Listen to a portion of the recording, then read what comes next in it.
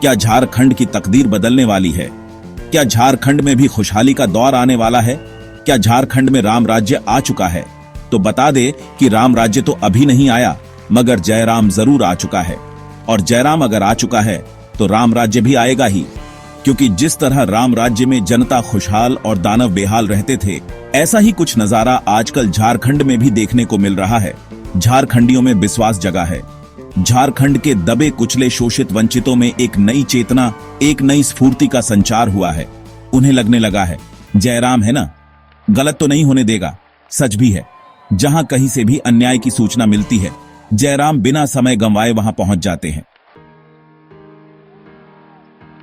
यह पहला शख्स है जिसके मन में आग है। यह पहला शख्स है जो बेदाग है। सुभाष चंद्र बोस, चंद्रशेखर आजाद, भगत सिंह जैसे वीर बलिदानियों की कहानियां तो हमने सुनी थी, पर पहली इनके जैसा क्रांतिकारी को प्रत्यक्ष देखने और सुनने का मौका भी मिला। झारखंडवासी सौभाग्यशाली है कि उन्हें जयराम महतो जैसा एक क्रांतिकारी नेता मिला है, जो फैसला ऑन दी स्पॉट करने में विश्वास रखता है।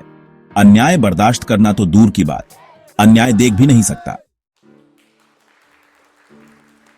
झारखंड क्या पूरे देश में नेताओं की कमी नहीं है। गली गली में चाय की दुकान की तरह नेता भरे पड़े हुए हैं।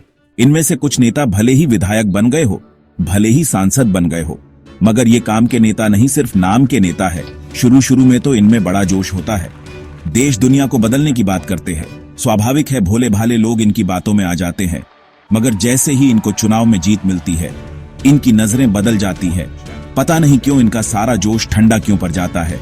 इनके मन में बस एक ही बात रह जाती, चुनुबा में ढेर खर्चा हो गेलो, काम तो बन गेलो, अब माल कहां से आए तो, और ये नोचने खसोटने में लग जाते हैं। जयराम का विरोध इन्हीं स्वार्थी तत्वों से है, जिनके मन मन में बस एक ही संगीत बिना रुके बजता है कि अपना काम बनता, भाड़ में जाए जनता माना। कि आप नेता बन गए, बिना पैसे के नेतागिरी कैसे करेंगे? चमचों को आगे पीछे घुमाने में खर्चा तो लगता ही है। चलिए, भ्रष्टाचार तो हम भारतीयों के नस नस में खून की तरह बहता है, इसलिए आप भी कुछ खा पका लीजिए। फालतू ईमानदारी पर लेक्चर नहीं देते हैं। 20% खा लीजिए, मगर 80% तो जनता के लिए तो छोड़ दीजिए। मगर नहीं, इन्हें 100% चाहिए तो सुन लीजिए। आप लोगों को भाड़ में झोंकने के लिए जयराम महतो आ गए हैं।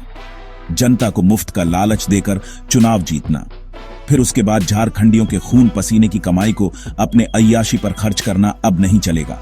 नहीं चलेगा रंगदारी, नहीं चलेगा माफियागिरी। यही है जयराम का कहना कि अब नहीं है सहना है। जीवन के हर क्षेत्र में प्रतिद्वंदी तो होते ही हैं। जयराम का भी विरोध होता है, साजिशें रची जाती हैं, जाल में फंसाने की कोशिशें होती हैं। सोशल मीडिया का जमाना है, कुछ भी सच झूठ सनसनीखेज बातें प्रस्तुत कर किसी भी शख्सियत को अर्श पर पहुंचाया जा सकता है और पलक झपकते किसी को भी फर्श पर गिराया भी जा सकता है। ऐसा ही एक वाकया आजकल सामने आया है। जयराम पर घिनौना इल्जाम लगाया जा रहा है कि उन्होंने पैसे लेकर आंदोलन को बेच दिया है, झारखंडियों के हक की लड़ाई में बाधा पैदा कर दी है।